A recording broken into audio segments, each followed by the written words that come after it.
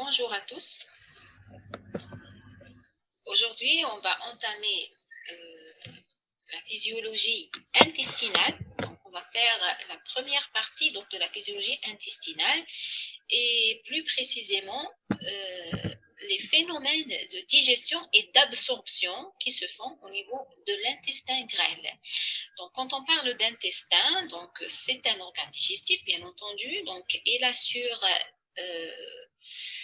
la motricité, donc ce qui permet donc l'avancée du bol alimentaire jusqu'à l'anus, mais également, comme nous l'avons cité dans le premier cours, l'intestin grêle, il est le siège principal, je dis bien principal, des phénomènes de digestion et d'absorption. Donc, avant d'entamer donc ces phénomènes de digestion et d'absorption, on va faire un petit rappel sur l'intestin. Donc, vous savez que l'intestin est un tube de 4 à 6 mètres de long qui s'étend du pylore jusqu'à l'anus. Donc, le pylore, c'est l'orifice gastrique. Donc, l'intestin, en réalité, se compose de deux parties. Donc, on a l'intestin grêle et le gros intestin. Donc, le grêle, on va s'intéresser aujourd'hui uniquement à l'intestin grêle. Cet intestin grêle, donc, il s'étale donc depuis l'estomac jusqu'à la valvule iléocécale. Donc, alors, il est composé de trois parties. Donc, il y a le duodénum à la sortie de l'estomac. Ensuite, il y a le jéjunum qui prolonge alors ce duodénum. Ensuite, ce jéjunum, il est suivi par l'iléon. Et l'iléon s'abouche ensuite avec le gros intestin. Voilà le jéjunum, l'iléon, donc qui s'abouche avec le gros intestin via la valvule iléocécale. Donc, il a trois composants, duodénum, jéjunum et iléon. Maintenant, sur le plan histologique, la muqueuse du grêle, il est hérissée de villosité. Donc, il est plein de villosité. Donc, le but donc de ces villosités, bien entendu, donc c'est d'augmenter la surface d'absorption, sachant que la cellule la plus abondante au niveau de l'intestin, c'est bien l'entérocyte, ou appelée également cellule absorbante. Il s'agit d'une cellule dite polarisée, c'est-à-dire il est composé de deux pôles. Donc, on va voir ça sur le schéma. Donc, ces deux pôles-là, c'est le pôle apical, c'est-à-dire donc du côté de la lumière intestinale au contact avec les aliments, et un pôle basolatéral, donc au contact avec le courant sanguin. Donc, ce pôle apical qui est au contact avec les aliments, donc il est également le siège de microvillosités. Donc, ces microvillosités vont former ce qu'on appelle une bordure en brosse qui est une véritable sous-unité fonctionnelle. Donc, on va voir ça. Donc, regardez, donc on a un entérocyte qui est la cellule principale donc de la muqueuse intestinale. Cet entérocyte, appelé également cellule absorbante, elle est polarisée. Elle est faite de deux, elle a deux pôles. Donc, un pôle basal du côté sanguin, mais un pôle apical du côté de la lumière intestinale. Donc, ce pôle apical, à son tour, donc, il est hérissé de ce qu'on appelle des microvillosités, donc, qui constituent l'unité fonctionnelle qui est la bordure en brosse de l'intestin. Au niveau donc de cette bordure en brosse, donc de cette membrane, donc il s'insère un réseau de filaments glycoprotéiques qu'on appelle le glycocalyx. Donc ce glycocalyx contribue à former au niveau de la bordure en brosse une couche aqueuse non agitée, donc dans laquelle diffusent les nutriments et se poursuivent les phénomènes de la digestion. Donc au niveau de la bordure en brosse, on a une couche aqueuse non agitée, donc faite de glycocalyx, qui permet donc la diffusion des nutriments et la poursuite des phénomènes de la digestion. Donc ces villosités intestinales sont drainées par un dense réseau capillaire artério-veineux sous-épithélial, mais également des vaisseaux lymphatiques, c'est-à-dire des chylifères centraux, donc qu'on va voir sur ce schéma. Donc voici, si on considère ici une villosité intestinale, tout ça, donc c'est la villosité. Donc elle est composée donc essentiellement de cellules absorbantes qui sont les cellules entérocytaires, donc les entérocytes. Ces entérocytes donc, sont dotés donc, de deux pôles. Donc, on a un pôle apical au contact avec les aliments, donc où siègent des microvillosités donnant cet aspect de brosse, donc bordure en brosse, mais également un côté basal qui est au contact avec les vaisseaux, à savoir les vaisseaux artériels, vaisseaux veineux, mais également les vaisseaux lymphatiques qu'on nomme également les chylifères centraux. Parce que, pourquoi ce système vasculaire? Parce que donc une fois les aliments sont absorbés, donc depuis la lumière en passant par le pôle apical, ils vont ensuite traverser le pôle basal pour se rendre dans la circulation, soit dans la circulation sanguine, soit dans la circulation lymphatique, chose qu'on va voir au fur et à mesure qu'on avance dans ce cours. Donc voilà pour tout ce qui est rappel. On commence maintenant donc notre cours qui concerne essentiellement la digestion et l'absorption, mais on va commencer d'abord par la digestion et l'absorption des glucides, sachant que notre alimentation est composée essentiellement de glucides. Une ration alimentaire normale comporte jusqu'à 55% de glucides, 30% de lipides et à peu près 15% de protéines. Donc, on va voir la digestion et l'absorption des glucides, des protéines et des lipides. Mais ensuite, on va parler bien entendu de l'absorption des micronutriments de l'eau, sachant que ces derniers ne nécessitent pas une digestion, ils sont déjà à l'échelle de micronutriments. Donc, ils passent directement, c'est l'absorption directement. Alors, commençons par la digestion des glucides. La digestion des glucides, d'abord, il comporte une digestion intraluminale de l'amidon. Donc, l'amidon, il nécessite une digestion intraluminale.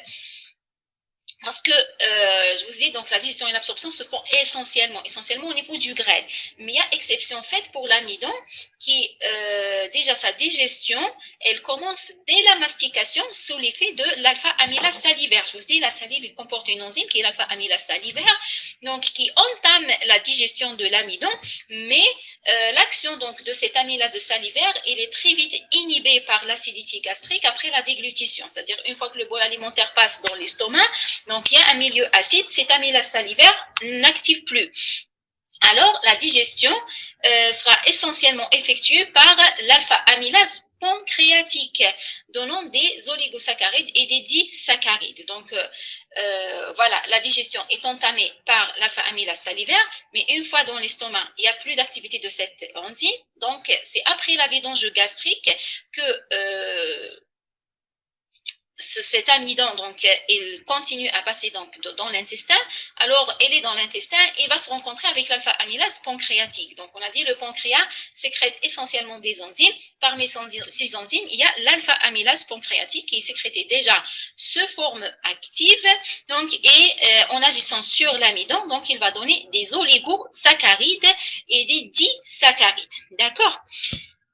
Donc, ces oligosaccharides maintenant et disaccharides qui proviennent de la digestion par l'alpha-amylase de l'amidon, mais également il y a des disaccharides et des oligosaccharides qui sont apportés directement par l'alimentation.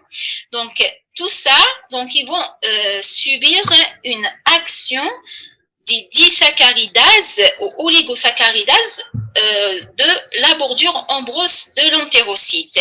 C'est-à-dire, donc, l'alpha-amylase pancréatique, il a initié le travail, donc, il a donné des oligosaccharides et des disaccharides depuis l'amidon, mais ces disaccharides et oligosaccharides, ils ne peuvent pas être absorbés sous cette forme-là, ils doivent subir une digestion plus fine, et cela grâce à des enzymes qui sont présents sur la bordure ambrose de l'entérocyte, qu'on nomme des disaccaridases ou bien des oligosaccharidases, dont on distingue deux familles.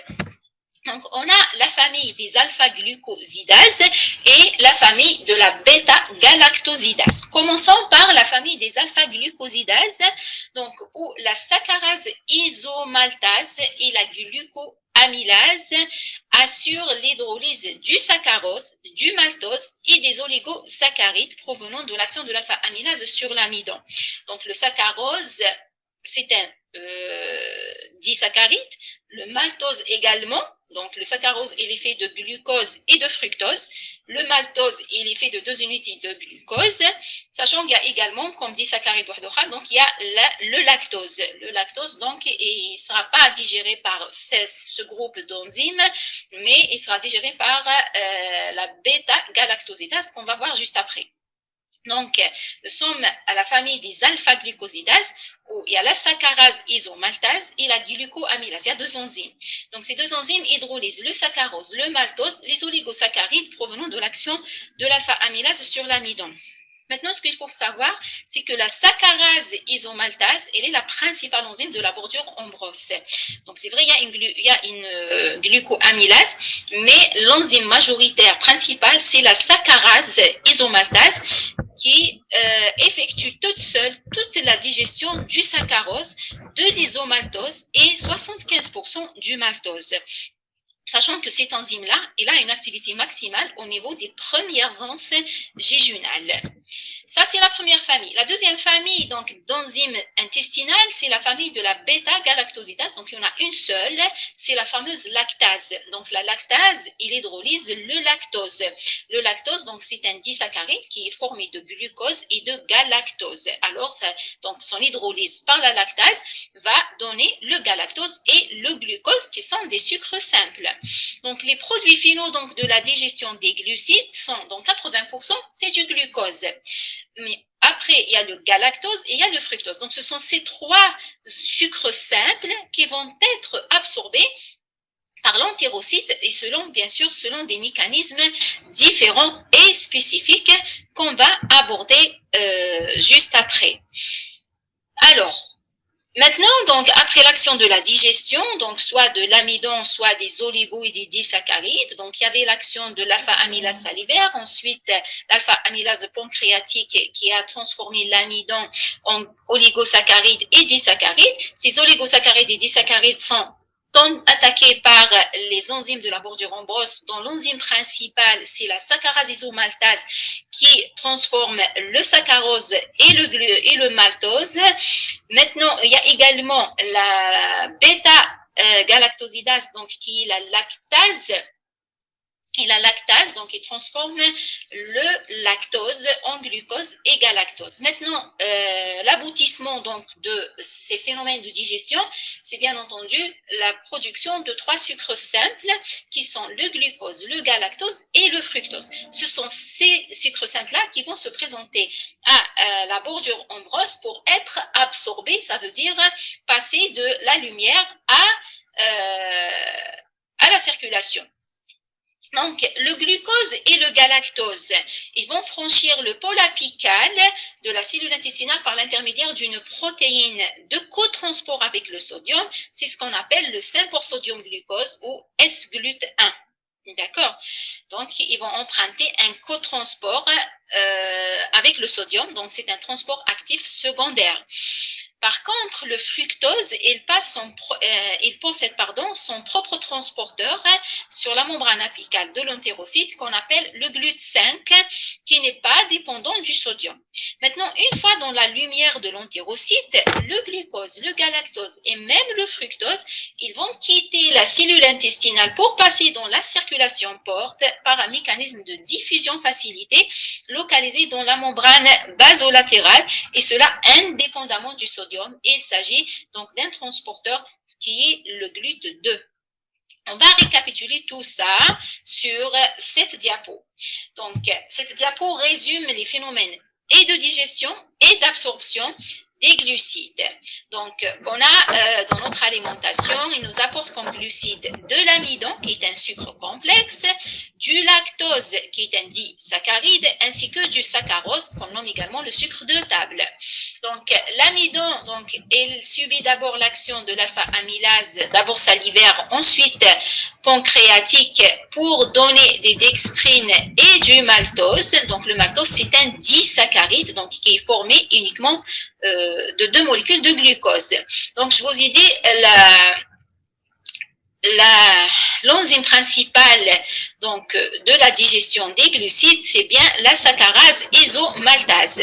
Donc, la saccharase Donc, la saccharase isomaltase, il va attaquer donc ce maltose. Il transforme également le saccharose. Donc, voilà. Donc, la saccharase isomaltase attaque le maltose, attaque le saccharose pour donner depuis le maltose uniquement des molécules de glucose et depuis le saccharose, il va nous donner du glucose et du fructose. Ensuite, à côté de cette enzyme, il y a une enzyme spécifique du lactose, donc c'est la lactase. Et la lactase transforme le lactose en glucose et du galactose également. Donc, au total, on a 3 sucres simples. On a le glucose, on a le galactose et on a le fructose. Donc, ce sont ces 3 molécules-là qui vont se présenter à la membrane apicale pour être absorbées, ça veut dire traverser l'entérocyte pour arriver dans la circulation sanguine. Alors, le glucose est la même chose pour le galactose, donc ils vont emprunter le même transporteur au niveau apical. Ce transporteur s'appelle le S-GLUT1.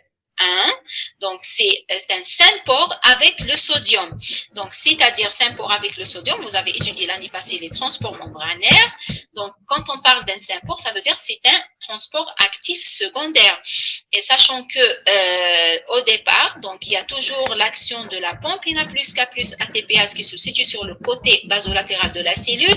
Cette pompe, bien entendu, elle refoule le sodium pour réintégrer le potassium. Alors, ce sodium refoulé, donc, il s'accentue à l'extérieur de la cellule, ce qui permet son entrée à nouveau via la membrane apicale, ramenant avec lui du glucose. D'accord? Donc, et ramenant également avec lui du galactose. C'est pour ça qu'on parle de sympore, ça veut dire que c'est un cotransport, donc c'est un transport qui se fait dans le même sens. Donc, les 2 molécules rentrent, donc le sodium, il rentre et le glucose-galactose rentre également. Alors, on parle donc de sympore. Ça, c'est pour le glucose et galactose. Pour le saccharose, par contre, pour le fructose, donc qui provient de la digestion du saccharose, donc ce fructose, elle passe directement via une protéine spécifique, donc un transporteur spécifique qu'on nomme le GLUT5. Numéro 2, donc c'est schématisé ici sur la légende, donc c'est le GLUT5.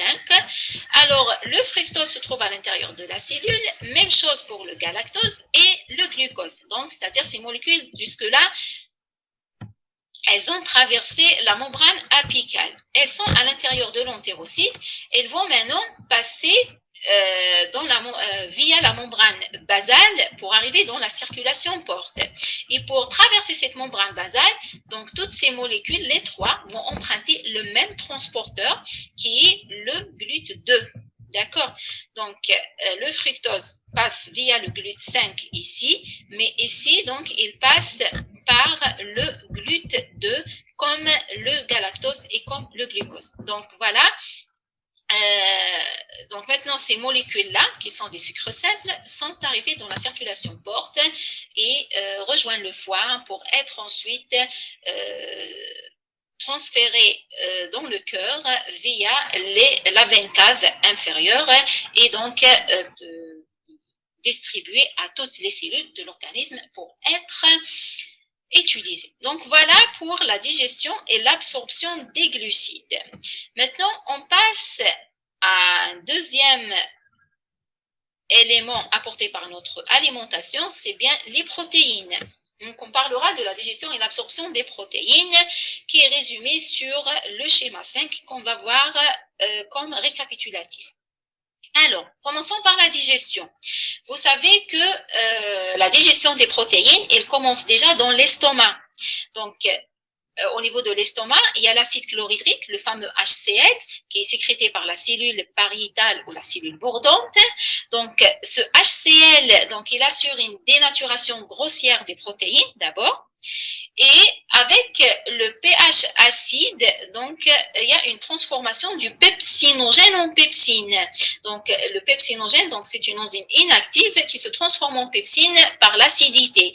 Alors, la pepsine, c'est une enzyme protéolytique, donc, elle va initier la digestion des protéines déjà au niveau de l'estomac.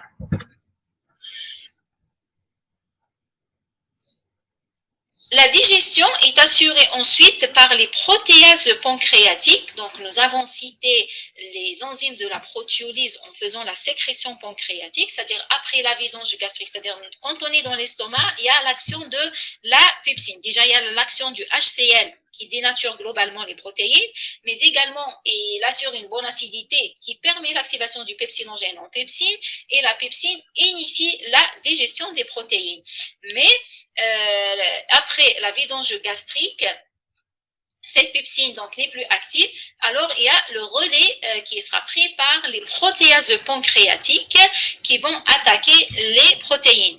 Alors le résultat donc de cette digestion donc est un mélange d'acides aminés, donc on va obtenir des acides aminés, mais également des oligopeptides. D'accord? Donc jusque-là, sous l'effet des protéases pancréatiques, on obtient des acides aminés, mais également des oligopeptides. Quand on parle d'oligopeptides, donc c'est 3 acides aminés au plus. Donc le relais alors sera ensuite créé par les peptidases entérocitaires, qui sont localisés dans la bordure ombrose, mais surtout en intra-entérocitaire. Donc, si on veut résumer, donc il y a d'abord l'action du HCl qui dénature globalement. Ensuite, il y a l'acidité qui transforme le pepsinogène en pepsine, et la pepsine, nous sommes à l'échelle gastrique. Donc la pepsine va initier donc la digestion des protéines. Ensuite, après la vidange gastrique, donc il y a les protéases pancréatiques qui sont dans le duodénum, déversées par le suc pancréatique.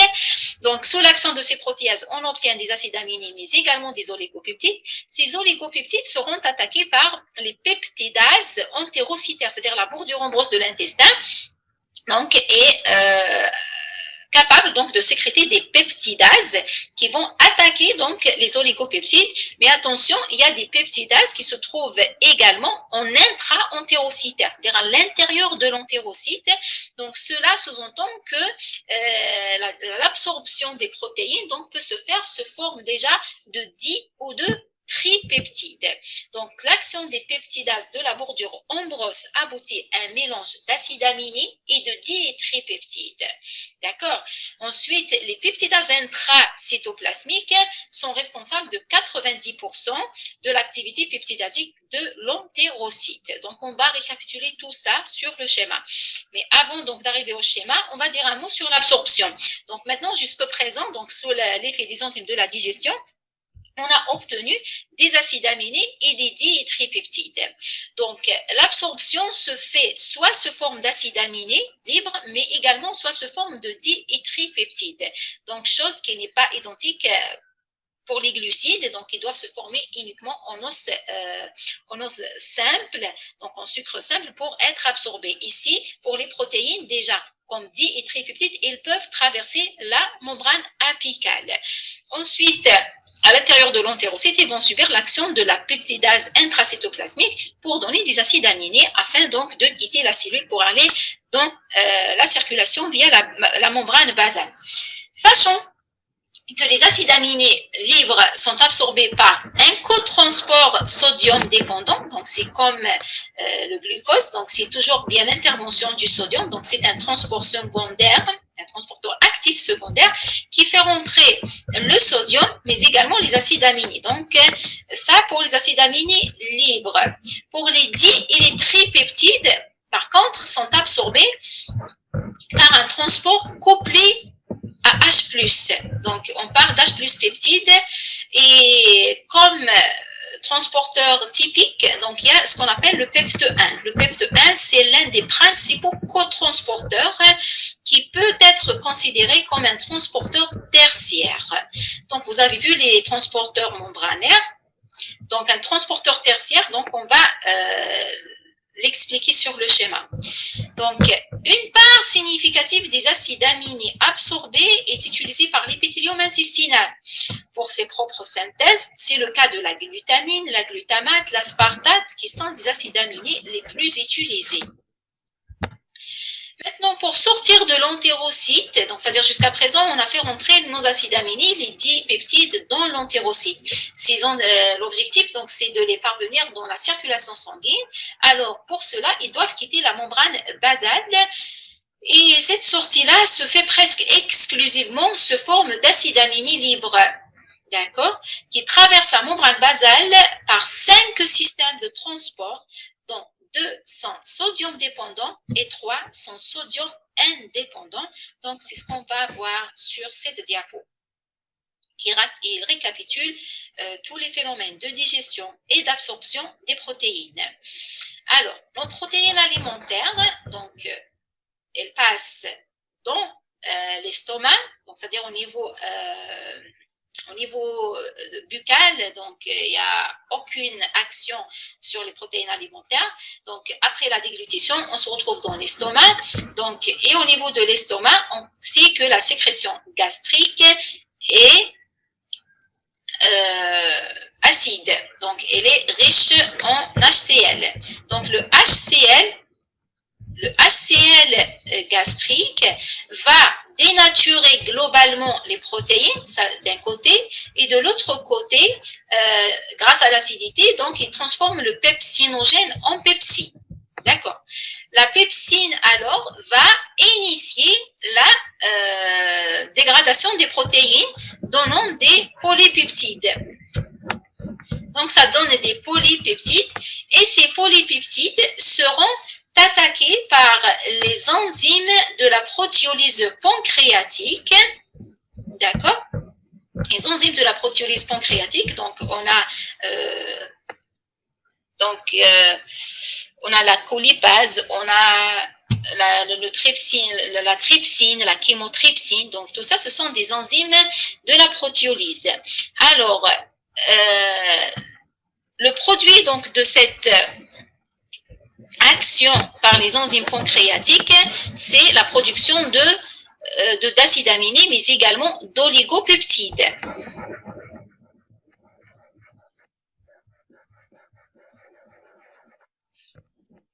Donc, on obtient des acides aminés et des oligopeptides qui sont attaqués. Donc, ces oligopeptides vont être attaqués également par les peptidases de la bordure rhombreuse de l'entérocyte. Donc, ici, ça c'est l'entérocyte avec sa membrane apicale et sa membrane basolatérale.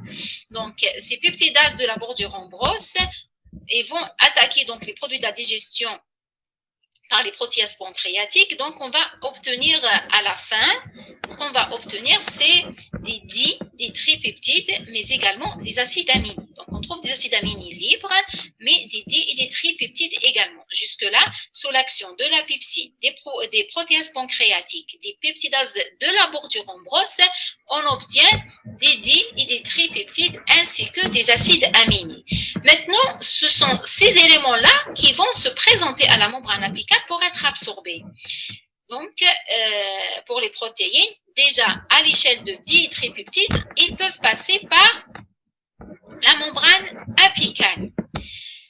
Le mécanisme d'absorption par la membrane apicale pour les acides aminés libres, donc c'est un cotransport avec le sodium, c'est-à-dire quand le sodium rentre, il va faire rentrer avec lui les acides aminés, comme c'est le cas pour le glucose.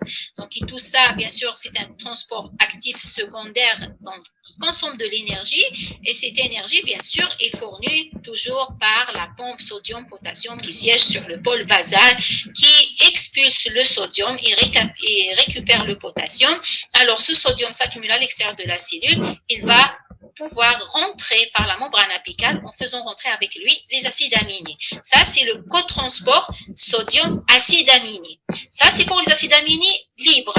Maintenant, pour les di et les tripeptides, ils sont par contre transportés ou bien absorbés par un transporteur tertiaire.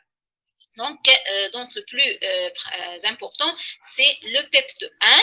Alors, c'est un transport tertiaire. Vous allez me dire, c'est quoi tertiaire? Tout simplement, donc le transport primaire, donc c'est la pompe sodium-potassium, donc il expulse le sodium pour faire entrer le potassium. Le sodium à l'extérieur de la cellule, il va rentrer à nouveau par la membrane apicale en faisant expulser le H+, donc c'est un transporteur secondaire, mais c'est un contre-transport dans ce cas-là, parce que le sodium rentre, le H+ sort. Donc jusque-là, nous sommes sur un transporteur secondaire.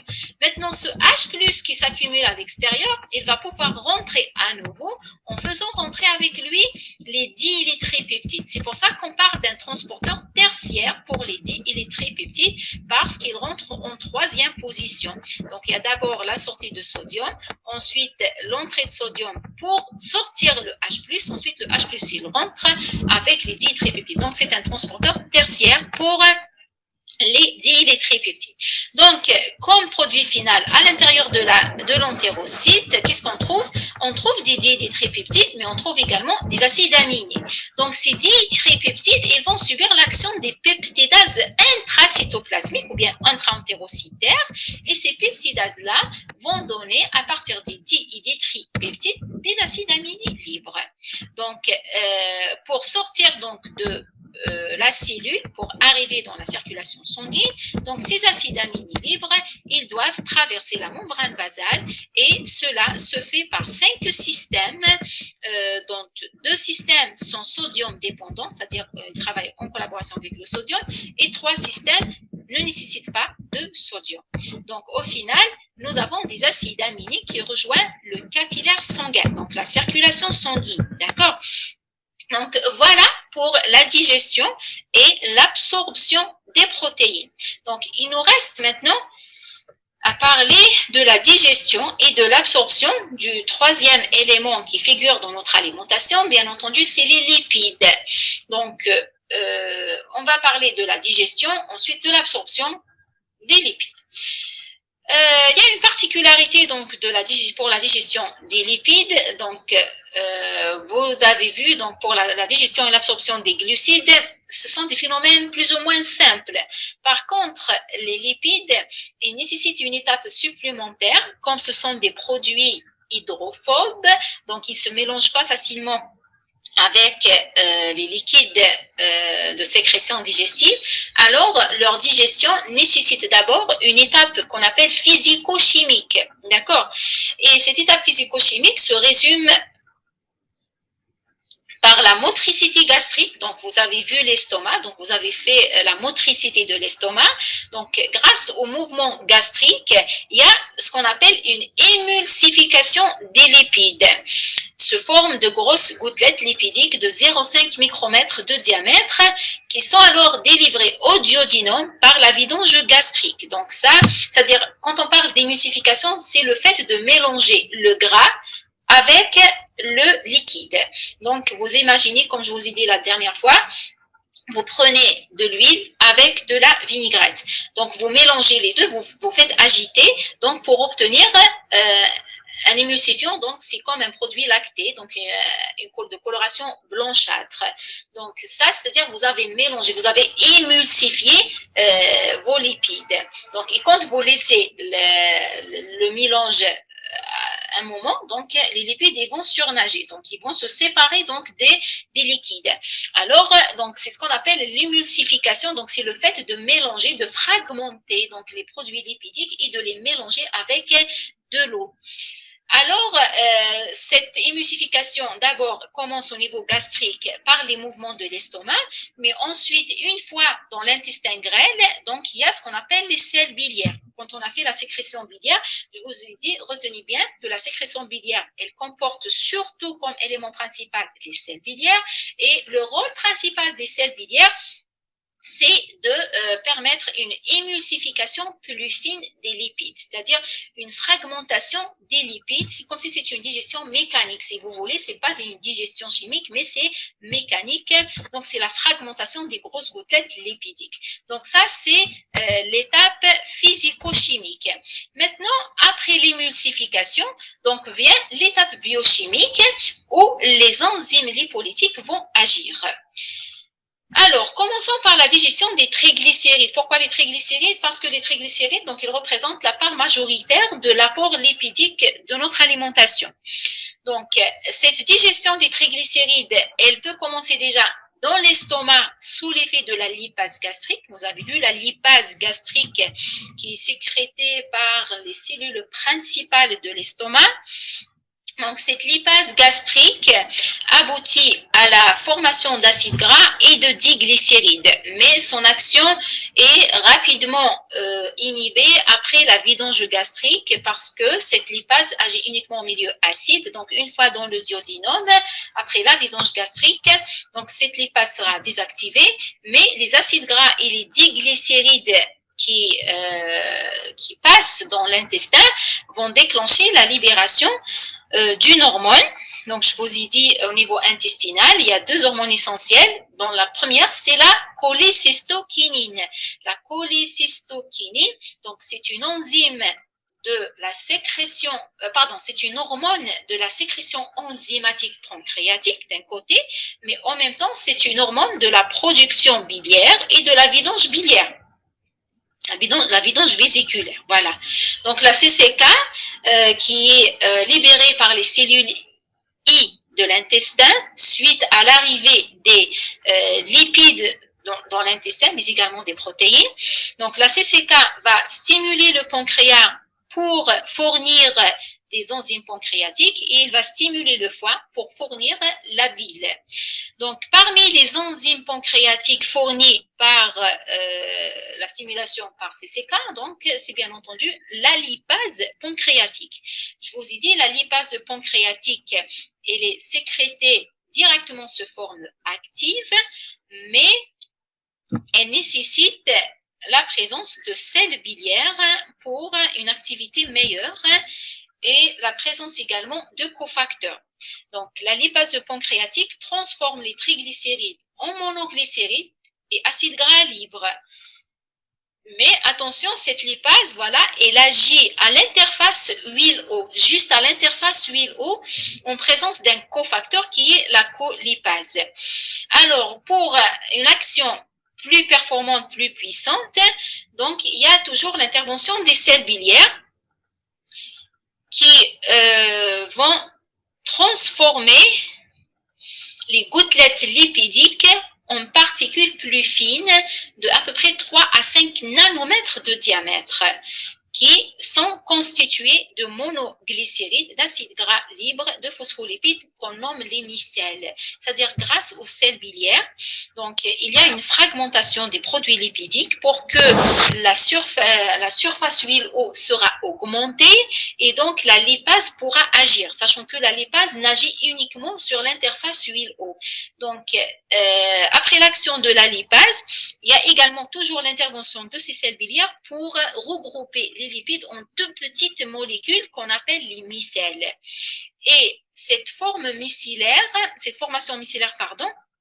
c'est elle qui permet aux lipides de franchir la couche aqueuse. Donc, ce sont des petites particules de 5 nanomètres de diamètre qui, alors, elles peuvent traverser la couche aqueuse non agitée, donc de la bordure en brosse, avant de se dissocier et traverser donc la membrane entérocytaire.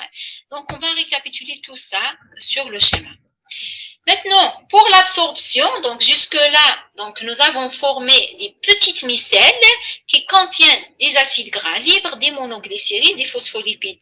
Alors, grâce au pH acide de la couche aqueuse non agitée, donc il y a une dissociation des micelles et donc libération de leur contenu. Et comme ce sont des produits lipidiques, donc des acides gras libres, des monoglycérides, même des vitamines liposolubles. Donc, alors ces produits-là, ils vont passer directement par un mécanisme de diffusion passive parce que la membrane cellulaire, tout simplement, elle est faite de bicouches lipidiques. Donc, le passage se fait passivement pour ces produits de la digestion des lipides. Par contre, les sels biliaires qui ont contribué à la digestion, qui ont aidé à l'action de la digestion et même de l'absorption, ils poursuivent leur chemin pour être absorbés au niveau de l'iléon et cela par un mécanisme actif. Et alors, après avoir été absorbés, ces sels biliaires vont retourner au foie par le système porte et c'est ce qu'on appelle le cycle entéro-hépatique. Maintenant, à l'intérieur de l'entérocyte, donc c'est-à-dire jusque-là, nos produits ont traversé la membrane apicale, ils sont à l'intérieur de l'entérocyte. Ces lipides-là absorbés grâce aux micelles, ils seront réestérifiés. est enveloppé d'une apoprotéine qu'on appelle l'apoprotéine B48 pour former ce qu'on appelle des chylomicrons. Et les chylomicrons, ce sont de grosses molécules. Ils vont traverser la membrane basale par exocytose et seront véhiculés par voie lymphatique avant de rejoindre la circulation sanguine. C'est-à-dire quand les chylomicrons vont sortir de l'entérocyte, ils ne vont pas rejoindre directement la circulation sanguine parce que ce sont de grosses molécules. Alors, ils seront d'abord véhiculés par les lymphatiques jusqu'au canal thoracique où ils vont rejoindre la circulation sanguine. Donc voilà, tout ça, on va le récapituler sur cette diapo qui résume les phénomènes de digestion et d'absorption des lipides. Donc voilà, à partir donc d'une grosse gouttelette lipidique qui est apportée par l'alimentation, donc cette grosse gouttelette lipidique, il va subir l'action donc de la motricité gastrique.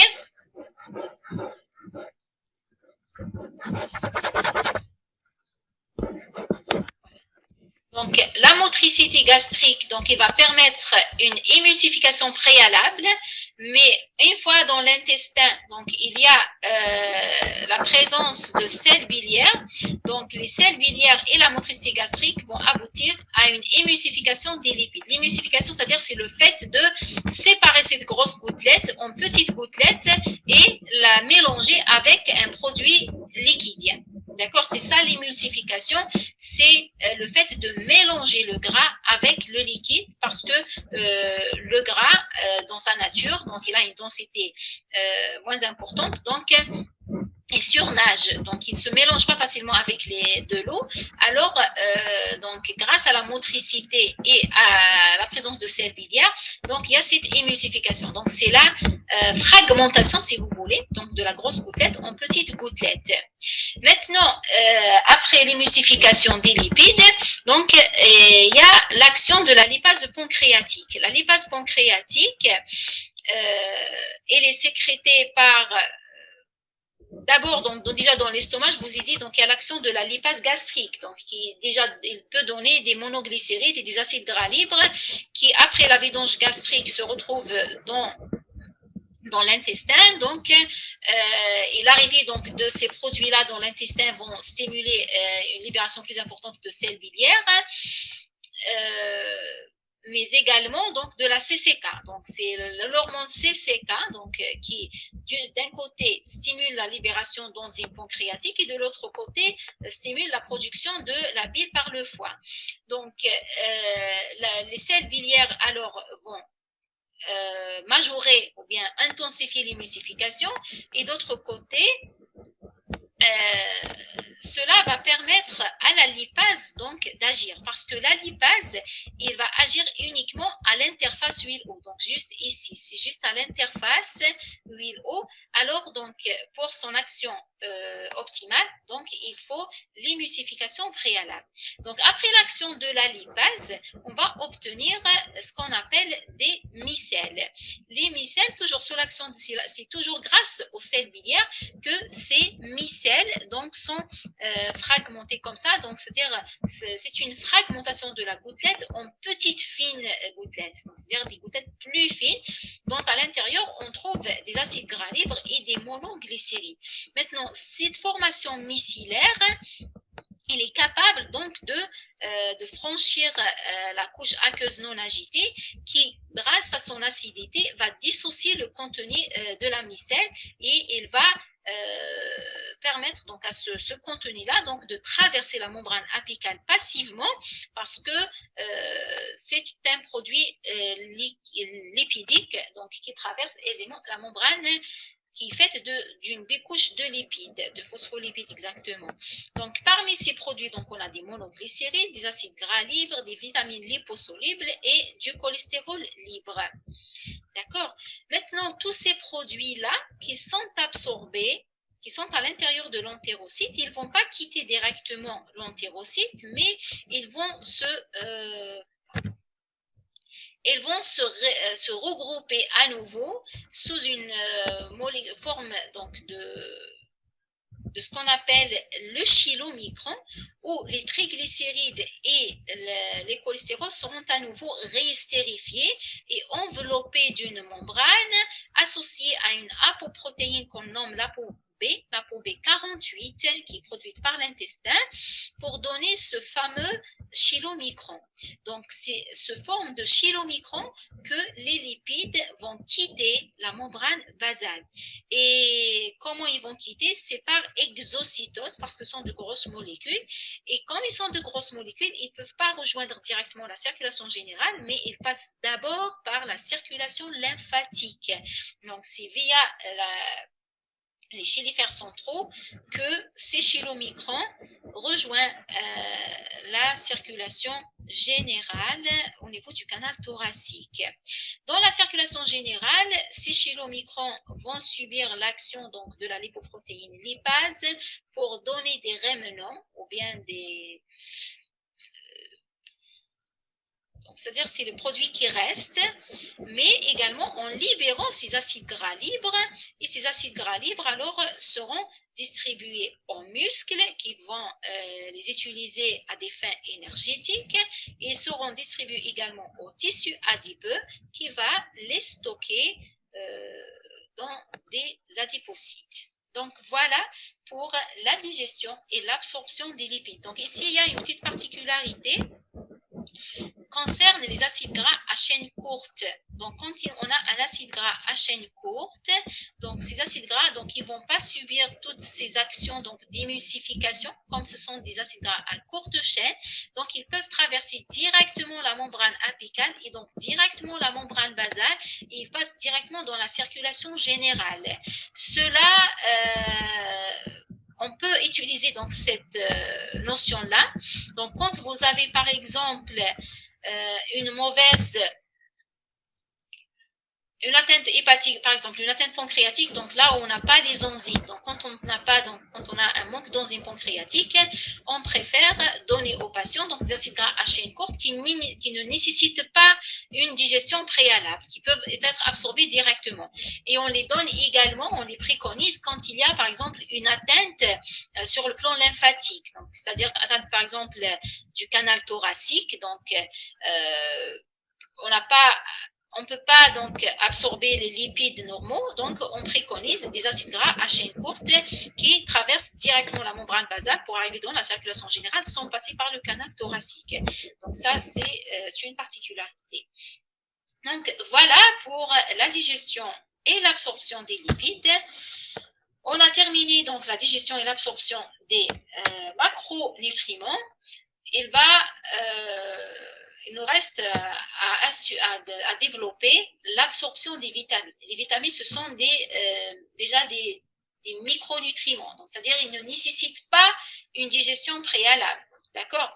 Alors, ils vont être directement absorbés, sachant que parmi les vitamines, il y a des vitamines hydrosolubles, mais il y a également des vitamines liposolubles.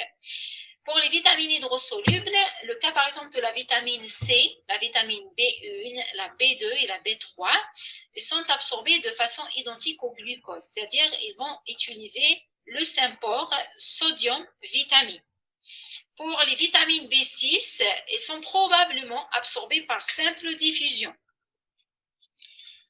Pour les folates, ça veut dire les vitamines B9, elles sont indispensables pour l'érythropoïèse, c'est-à-dire donc la production de globules rouges. Elles sont absorbées au niveau du jejunum par un transport sodium dépendant, c'est-à-dire comme le glucose également. La vitamine B12, donc c'est les cobalamines, ils sont indispensables également à l'érythropoïèse. Cette vitamine est apportée surtout par les produits animaliers, donc c'est-à-dire par des protéines de la viande et du lait. Alors, elle se sépare de ces protéines par l'action de la pepsine et de l'acidité gastrique. Et en milieu acide, donc cette vitamine se lie à l'aptocorine. L'aptocorine, donc c'est une protéine produite par la salive et elle est avalée avec les aliments. Les cellules pariétales de l'estomac Donc, vous savez qu'ils produisent du facteur intrinsèque. Alors, le complexe vitamine B12, aptocourine et facteur intrinsèque, il passe alors dans le duodénum, où cette aptocourine sera dégradée par les protéases pancréatiques et à pH neutre, dans le duodénum, la vitamine B12 va se lier uniquement au facteur intrinsèque. Et le complexe vitamine B12 facteur intrinsèque sera absorbé dans l'iléon par un récepteur spécifique. Une fois dans l'entérocyte, il y aura découplage donc, de la vitamine B12 et du facteur intrinsèque. La sortie de l'entérocyte vers le sang se fait après liaison avec une protéine de transport qu'on appelle la transcobalamine 2 ou TC2. Le complexe vitamine B12 TC2 alors ensuite capté par un récepteur spécifique exprimé par toutes les cellules de l'organisme. Ça pour les vitamines hydrosolubles. Maintenant, pour les vitamines liposolubles, donc ce sont les vitamines A, D et E et K, donc leur absorption est semblable à celle des lipides. Comme ils sont solubles dans les lipides, donc l'absorption se fait comme les lipides, c'est-à-dire c'est l'incorporation dans des micelles. C'est comme les lipides. On termine par l'absorption de l'eau et des électrolytes. L'eau est absorbée passivement en suivant les mouvements des ions et des nutriments pour maintenir l'équilibre osmotique.